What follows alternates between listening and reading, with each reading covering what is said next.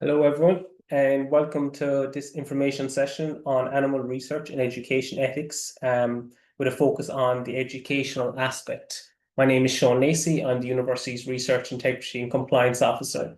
And this is the second of two sessions, information sessions that I have on the animal research and education ethics. So yesterday we had the one that focused on research. Now, there's a significant overlap between, I suppose, what today will outline and what happened in the previous session, mainly because it's dealing with the same thing of animal ethics. So there has to be an overlap. Where this session here will deviate from yesterday's one is yesterday's towards the end, there was a bit more focus on the actual applications and the process involved in that application. Here, we're going to focus on this idea of a protocol and an approved protocol. So the last couple of slides today will be different to the ones from yesterday's session. But in the chat there, Sinead has popped in the link to the recording for yesterday. So if anyone is watching this recording, you'll see either in the description, you should see in the description below a link to the previous one as well. Okay.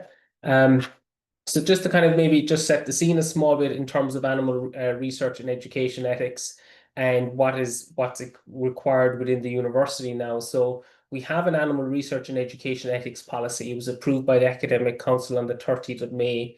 I know it's not available yet. That's only just down to the Academic Council met on the 30th of May, and they're actually meeting tomorrow on the 18th of June. And there's a very tight turnaround in preparation, closing off one meeting and preparing for the next one. So the dissemination of the policy, along with a couple of other documents that I'll mention in the next slide, will hopefully happen or next week, I would hope. Okay.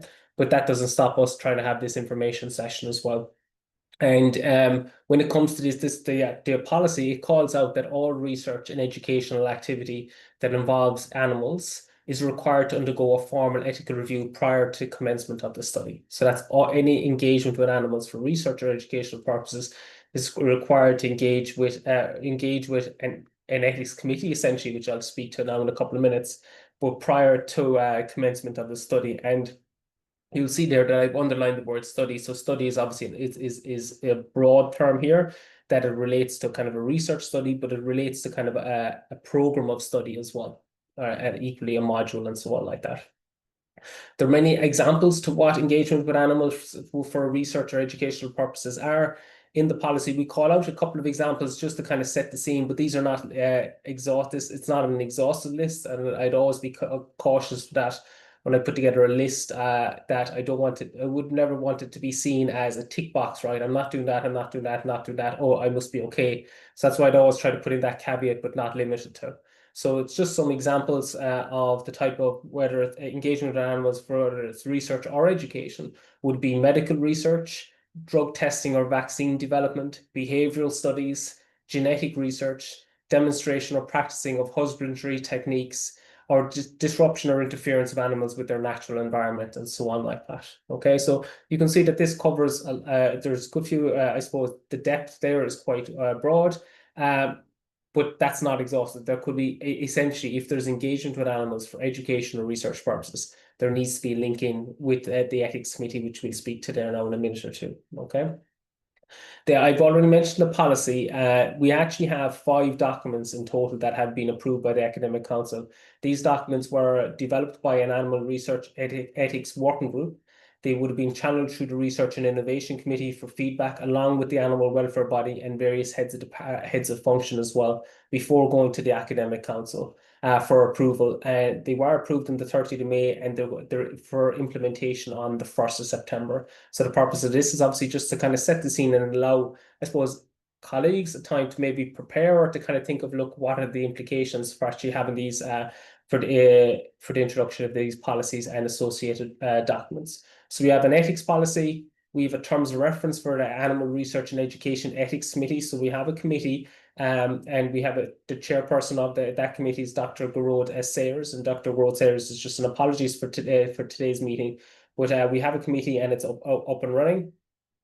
We have a screening checklist. So this gives guidance to end users to what type of ethics application form do they require. Is it something that is minimal risk or full ethical review? And then with that, we have a minimal risk application form and we have a full ethical review application form.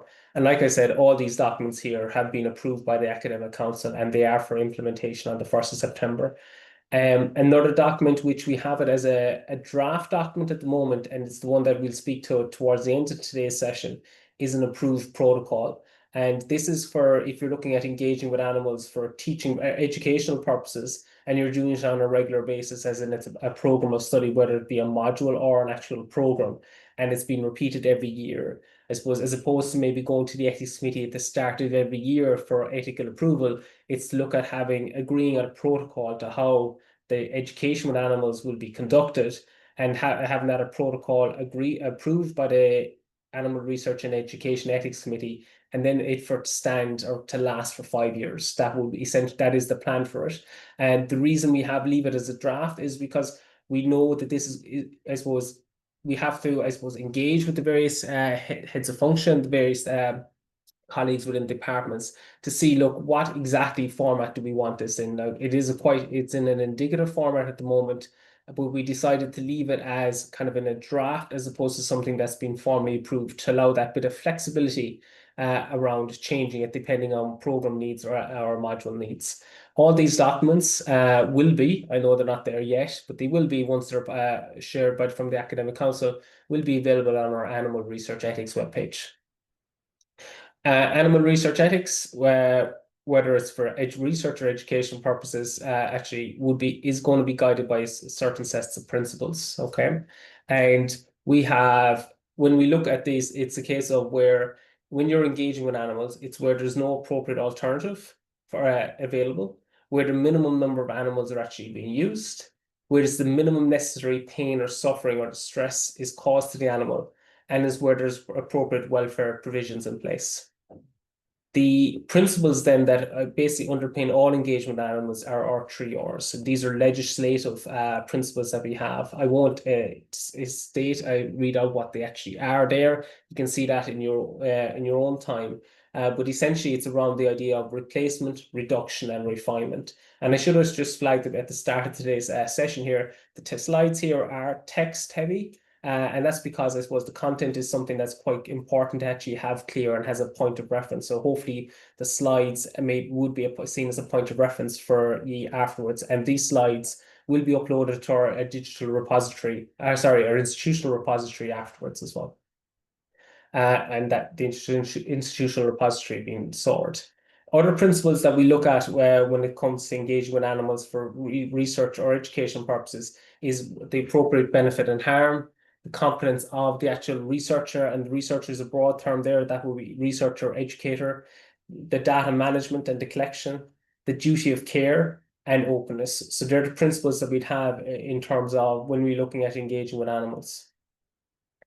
The policy, and the policy, there's a good bit of detail in the policy. There's a good few pages to it.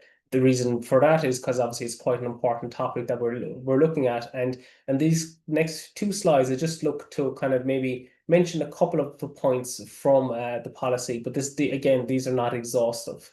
So the first thing is, if you're engaging with animals for education purposes, and that's obviously the main focus for today's information session, it is appropriate to have the appropriate training in place as well, that you need to have evidence of actual training that you're as an educator. So when you're submitting an approved protocol, which we'll touch on now in a couple of minutes, that you support that with evidence of training in terms of animals. Okay.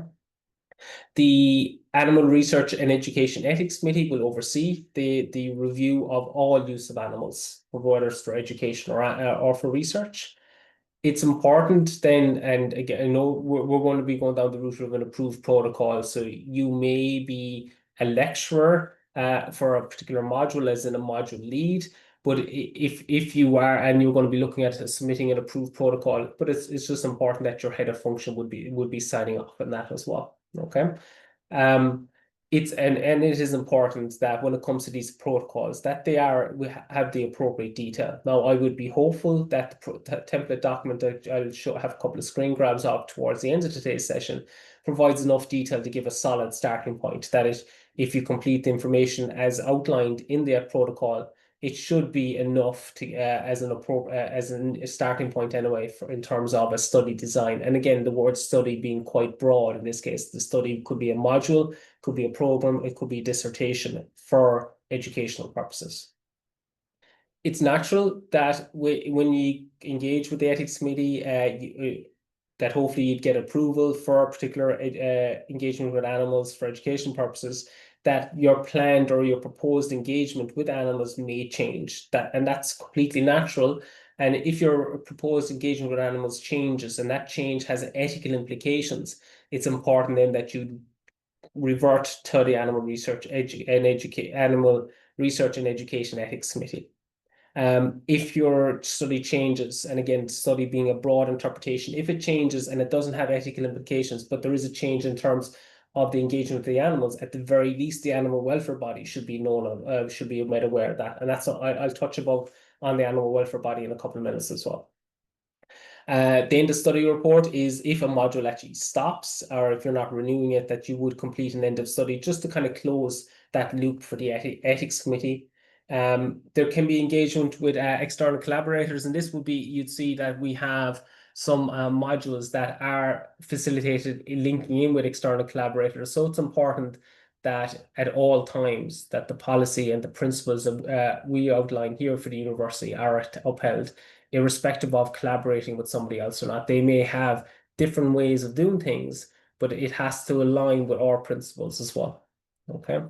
And it would be important then that if you are engaging with animals, and this is more just an FYI, if engaging with animals that has external collaborators, that if we as an NTU are the leads in it, then the ethical approval would come from us and not from the external collaborator.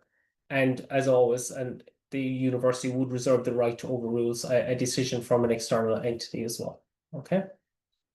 I've mentioned the animal welfare body, and it's important to kind of just mention it here. I've mentioned it earlier, as in I've made reference to it, and I just want to put together a couple of bullets on it as well, because the animal welfare body and the Animal Research and Education Ethics Committee, they will work side by side with each other, but their remits are actually different as well. The animal welfare body will essentially oversee the engagement with animals for the education purposes during its actual journey or during its lifespan. The ethics committee will hopefully, all going well, approve it at the very start, and then the animal welfare body takes over then after that. But it's just to kind of flag that when it comes to this animal welfare body, it is a statutory body that we have in the actual university. And that's because when it comes to engagement with animals, there's legislation that needs to comply with, and that legislation obviously is essentially very much leveraged around the 3 R's that I mentioned there in the previous slide. So the animal welfare bodies who oversee that during the lifespan of the engagement with the animals, and but they will be communicating with the ethics committee. They will be working side by side with each other as well. Okay, and so there's just a bit of other additional information on the animal welfare body there as a point of reference to those in the room at the moment or watching the recording later on. Just to kind of give an overview of the review process that we have in the university that will be coming into effect on the 1st of September is initially when there's engagement with animals, it will come through the Animal Research Education and Education Ethics Committee, whether that's being channeled through the animal welfare body or comes from a researcher or comes from an educator. It does essentially come to the AREC. Then it's a case of, well, what is actually the review, as in what's the engagement? Is it for research or is it for education? If it's for research, and I know that most people in the room here are interested in the education aspect because that's what this information session's on, but there's no harm to be just aware of what's happening at the other side as well. So if there's engagement with animals for research purposes, then we have a screening application, and this is important even for the education side. There's a screening process to it, and depending on what the screening is, your application then would either require full ethical review or would require minimal risk review. Okay. If you're looking at engaging with animals for education, which is the purpose of today's session, then it's a case of, well, what type of educational activity is it? Is it maybe a project as part of a top program in terms of maybe a final year project, or maybe a project as part of a top master's? So if there's that kind of dissertation element to it, and maybe it's a standalone dissertation, then that would require a minimal risk review. If it's going to be engaging with animals because of a module or because of a program, or maybe it's multiple dissertations that are all kind of linked to each other, we would very much be looking at an approved protocol element to that. And this is where an approved protocol is basically where you kind of outline a roadmap to how the engagement with the animals for education purposes will be conducted.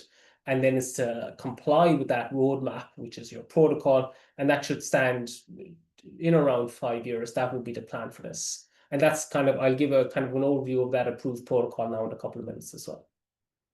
But I have mentioned minimal risk. I have mentioned it here on this last slide. And when it comes to engaging with animals for educational activity, if it's going to be a standalone and it's not going to be following an approved protocol, it will have to align with it being a minimal risk approach. If it was something that is beyond minimal risk, then it needs to go follow a protocol if it's for education purposes. If it's for research purposes, it goes down a different strand, as you can see there on the flow chart. But if you're looking at engaging with animals that's not following an approved protocol, it needs to be minimal risk then in that case, okay? And just to kind of mention what minimal risk is, so minimal risk is where you're looking at engaging with animals that does not require HIPAA licensing. So HIPAA is the regulatory body, and I mentioned earlier about how we have an animal welfare body, which is our statutory body, our internal statutory body. The national statutory body is HIPAA. And essentially, if we're engaging with animals that passes a certain level, as in is beyond minimal risk, we go through a full ethical review process within the university, and then the animal welfare body is notified. And it will always be notified irrespective of whether it's minimal risk or not. But in this case, it would be the animal welfare body will be notified, and then an application will be made to HIPAA in terms of to conduct that I suppose, or to carry out whatever the activities with animals. Okay. And I suppose it's just to kind of say, look, it is highly regulated, that if we're going to be engaging with animals that is beyond minimal risk, it doesn't just stop at the approval for the university. It would go to a HIPAA as well for the actual final licensing and the authorization on that as well. And that's because of the legislation around that in the engagement with animals. Some examples of minimal risk studies, and again, study being a broad interpretation. So if we're looking at education that involves non-experimental agricultural practices, and non-experimental clinical veterinary practices, veterinary clinical trials required for marketing. If we're looking at husbandry, animal husbandry practices undertaken for the primary purposes of identifying an animal, practices not likely to cause pain, suffering, distress, or lasting harm, and so on like that. Again, I'm not a massive fan of reading out everything in the slide. The slides are there and they'll be shared afterwards for yourselves, so you can kind of get the more detail. But these are the examples of what minimal risk would be. And again, like all the text that I have here on these slides, these are taken from the various documents that I would have mentioned earlier. So this is not me looking at paraphrasing or creating my own narrative. And these all are documents that we have, those 5 that have been approved by the Academic Council. That's aligning with national and international practice as well. So this is not a case of, MTU kind of reinventing the wheel or MTU being overly rigorous. This is actually MTU aligning with what is actually expected. I had mentioned the idea of, I had mentioned an animal procedure, and maybe just to kind of elaborate that on a small bit. And this is something this is text or narrative that is actually taken from the legislation on it. And I'll try not to read out everything on it, because I did read it all out yesterday, because it's important to get the wording right. But then when in mid-read, I was thinking, right, this is taking a long time. But essentially, if we're engaging with an animal and we're causing a level of pain, suffering, or distress, or lasting harm equivalent or higher than that what will be caused by the introduction of a needle, then that will be seen as a procedure with the animal. And if we're engaging with the animal, if it's for education purposes and it falls under this bracket, then that is something that would be deemed full ethical review. Now, that may still fall under the remit of an approved protocol, but because it actually is a procedure, it will need licensing and authorization from HIPAA as well. Okay. There's also just an add-on again, and this again is taken from the legislation, excuse me. And that's if we're engaging with animals and there ends up in being resulting in the birth or hatching of an animal, or the creation and maintenance of a genetically modified animal line, that will be deemed a full ethical review as well, which basically means it needs to go to HIPAA. Okay, along with obviously being challenged through the university as well. And we call that out in the actual application form, the full ethical review application form. And I know that we're here for education, but if for educational purposes we're falling into one or two of these bullets, then even though it's education, still requires a full ethical review and would still require HIPAA licensing and authorization as well. Okay.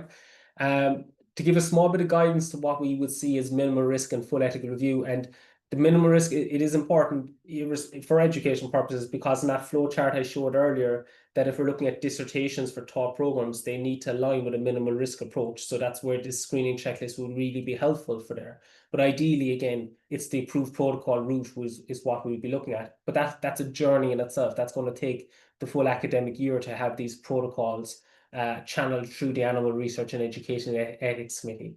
But just to mention the kind of the screening checklist that we have. So we outline it at the top of the screening checklist, actually not on this screen grab here, but in the actual checklist document, that sometimes there can be a bit of uncertainty whether the engagement with animals for educational purposes is minimal risk or not. And if there's that uncertainty, that can be natural, then you reach out to the ethics committee. The ethics committee will support that, okay? But ideally, the first protocol is somebody would go to the checklist to kind of see, look, what category does the engagement with animals fall into? What we've outlined here at the very top is if it's yes to one of these, then it would require full ethical review. While if it's no to all of them, then it is something that would be minimal risk. Okay. And I would say actually maybe, and I should actually highlight, may be appropriate. Okay, you can just see there on the if no bit here. So I've highlighted the if yes, but if no at the end there, you'll see may be appropriate, because there could be situations where you could be taking no to all these options and it may still require full ethical review for whatever the case is. Now, it's not ever a case of that you could submit a minimal risk and it will go through as minimal risk, we'll say approved by the ethics committee, but it should have been full ethical review. If something like that happens, it will be picked up by the ethics committee, or it should be, okay? But ideally, somebody's completing the correct form at the very start. To maybe just mention just two aspects to these, to the screening checklist, that if you're engaging with animals that involves confinement of the animal or limitations to the animal's normal behavior, that will be seen as something that is beyond minimal risk. If you're looking at maybe removing the animal from its mother or its kin in early life, again, that will be seen as beyond minimal risk. And look, there's obviously 15 different options there to tick, but it just kind of gives a sense of, look, what we see as minimal risk. And when I say we, it's not we just solely in the university, it's we nationally and internationally as well, okay? And then equally what we don't see as minimal risk. The other side of it then is if you're looking at aligning with a protocol that has been approved somewhere else, then that typically would be seen as something as being minimal risk as well. So if you maybe have ethical approval for another institution, and this would be very much where you're collaborating with somebody else, that collaborator is the main lead in this, so that you get the ethical approval from their host institution. But then, and if that happens, that's absolutely fine, but then you just notify our ethics committee of that as well. It's probably not as much of appropriate applicable for the educational side, but still no harm to be kind of aware of it, because you may be following a protocol for educational purposes that's very much informed by a protocol somewhere else, and we'll take that on board in our own review as well. Okay, so there can be instances of it. So I've mentioned this protocol a good bit. It's not that this is the be all and end all either, but I mean, maybe just to kind of give a sense to actually what it actually entails. So this is, I suppose, the idea here is if we're engaging with animals for education purposes, that it would be following a particular format that engagement will be. And the educational purposes is where we're looking at it in modules or programs. And it may be possible to write a protocol for an entire program. If all the modules are quite similar, then that seems possible. But if the modules are all quite distinct in terms of their engagement with animals, well, then maybe there need to be a protocol per module. They are things that we need to tease out, and that's why we've left the protocol document as a draft document as opposed to being formally approved. But just to give a sense of some of the detail, and these are screen grabs that I have here of the various headings, and I'll only speak to the headings, and I'm happy to take any questions that we have at the very end. But just the first one is basically simply to outline, look, what's the purpose? What is the use of the animals will be, and how does that use align with the 3 R's of reduction, replacement, and refinement? So that's the first part to the protocol. The second part then is to describe the experience of the animal. So this is if you're engaging with live animals, like what will be the experience for the animals. So in terms of, look, how long will you use them? What is the use? What is the frequency of use? Will the animal be reused in terms of the education? Are there potential harms there? And what happens after the educational activity? So if we engage with the animals for education, that's great. Then what happens after the education? So that will be called out in the actual protocol as well. Then there's also headings around engaging with animal owners. So it could be the case of, for a particular educational activity, it might involve animals from a particular farm that might be used. So look, there would be required engagement from an animal owner in relation to that. So what is the informed consent from that animal owner? How are you going to be collecting the data? What format will that be in? What is the right for withdrawal? How is a farmer, I suppose, or an animal owner given that information? I'm just reading out the headings here as you can kind of see, but you can see underneath each heading there's kind of indicative content that you would expand on. Okay. And when it comes to this animal owner and the data that you're collecting, how will that data be stored and managed? Then there's a section on the welfare of the animals. So if you're going to be engaging with animals, look, what is the welfare? What potential harms are there? And there's, again, there's kind of in the italics, there's a bit of indicative content that you could be expanding upon. And then are there any additional ethical concerns? First, what is the health and safety? Qualifications and skills. So if you're engaging with the animals, like what particular qualifications are required? Maybe there's none. And again, this will vary depending on what the educational activity is. If it's something quite basic, there may be no skills required. But equally, if it's something that's quite intricate, there may be skills required and they need to be called out. And then there's obviously the typical kind of compliance section that we have in all our formal documents here in the university as well. I've mentioned training a few times because that when you're submitting an ethics application form, and a protocol is an ethics application form, it's just a specific type of ethics application form. You need to show evidence of your ethics training. I suppose the most easily accessible one would be through the EpiGM platform. So for EpiGM, we often go there as a point of contact for research integrity training, because it is the training that will be recognized by our funding bodies in the area of research. But what is nice with the EpiGM kind of core modules that we have is there's these additional specialist modules. And the third specialist module that is there is the one around the care and use of animals in research. So that is a form of training that would be recognized. Now, I understand that we're looking at an educational setting as well. So it could be a case of, look, you may feel, look, that training is not appropriate. And is equally, you might decide, look, that you have other training. Like I would pretty much imagine that if somebody's lecturing a module on research, a module involving the engagement with animals, that there's a qualification there already for that, because that would be, I'd imagine, the conduit to actually be standing in front of the students for that education. So and obviously that will be recognized. Okay. But going back to the EpiGM one, if you ended up going through EpiGM to get some recognition of training, there's a certificate then that you download that and you append it to your actual application form. The last slide then, just to show here, would be just around application submission dates, and this is applicable for the approved protocols as well. Okay, so again, the approved protocol is just a specific type of application that we have. So when we're looking, if you're looking at submitting an approved protocol or a protocol that to be approved, these will be your various dates to be aiming for. Okay, so obviously we're basically meeting. There's deadline dates pretty much each month. They're kind of in or around, that between that second and third week of each month, with a slight variation then around Christmas time, Easter, and so on like that. Okay. And then here are the contact details. So we've mentioned the web page already, and there's an email address, so the ARIC email address. I can imagine, like, if you're watching this, I mean, people in the room, but equally if you're watching it later, there can be follow-on questions, or equally maybe there's no questions now, but in a couple of weeks or a couple of months, there could be questions. Who do you direct those questions to? And there's the ARIC will be an obvious point of call, protocol for when you're directed those questions.